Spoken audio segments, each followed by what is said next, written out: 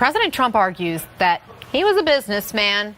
At the time all this was going down, he had not been elected president yet, so he didn't want to lose business opportunities. So even if he had decided to go ahead with this project, he says there would have been nothing wrong with it. Is he right? Well, he's got a big surprise coming in, and I think he knows exactly what's coming. December 12th, when Michael goes back to court, there is buried in the sentencing memos a reference to the fact that there's a cooperation in an ongoing unidentified attorney general investigation. That reference is basically a firewall so that they realize, or to send a message out to the president's lawyers, you're not going to pardon your way out of this.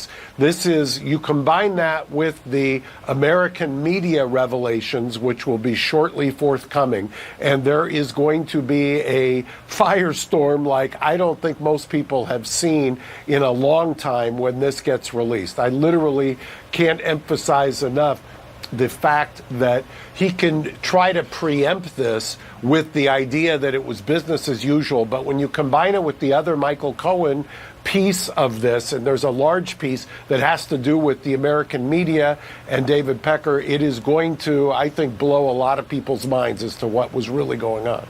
Randy, do you agree with Mark? It's difficult to say. It's difficult to disagree, but I guess for me, it's a matter of so many people seem to be hoping for this firestorm, hoping for this disaster. I can't imagine that anyone would actually want what could happen to this country if, in fact, our president is put into the crosshairs of the Department of Justice and a criminal prosecution.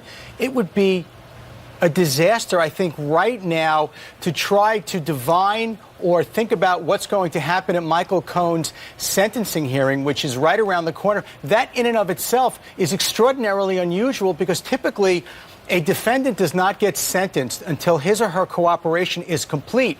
And for Michael Cohen to be basically telegraphing that I've been cooperating, but oh, by the way, I have no interest in waiting to be sentenced, that in and of itself is extraordinary. The fact that the American public knows what proffers are and knows about what goes on with cooperation agreements, all of which is historically done like this. So what do you think it means that it's being done differently than what is perhaps normal? Everything seems to be a new day. The best that I can tell is that Michael Cohen is going to go in and say, Your Honor, sentencing is all about a sufficient sentence to meet the goals of sentencing. And what are the purposes of sentencing? Promote respect for the law, swift and certain punishment, to acknowledge the seriousness of the offense, to deter me, to deter others. Well, the most difficult box to check off has always been general deterrence, stopping the next Randy Zellin from committing a crime. I can assure you, with the spotlight having been put on all of these cases, nobody ever thinks about going to jail as the deterrent. It's about getting caught. And seeing all of these people get caught lying at the highest ends, the highest of government and society, that I would respectfully submit is all the deterrence that we need to say, you know what, this ain't worth it. Trump's kids have become embroiled in all of this. A source tells CNN that Trump Jr. knew about this project in Moscow, as did his sister Ivanka, whose involvement was limited to recommending architects and designers, we're told. But Mark, given their potential involvement in this, given the lack of transparency about how this all went down, the fact that we didn't even know about this business venture during the campaign at all, it wasn't revealed until after the president became president, could these other Trump family members be in some kind of legal trouble regarding this issue?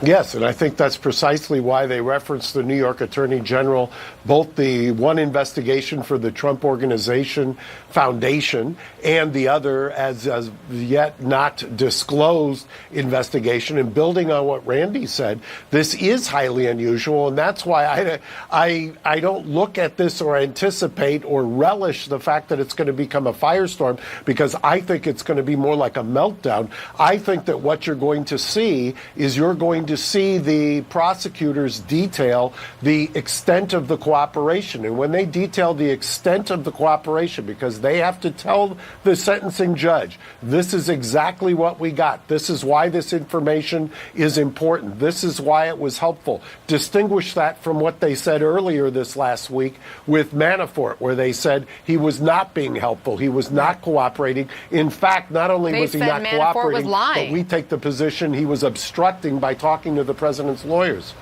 Exactly. You're going to see a detailed, I believe, laying out of stuff that is going to just set people's heads spinning on the 12th. All right, gentlemen, got to leave it there for tonight. Mark Geragos and Randy Zellin will continue the conversation as we learn more details.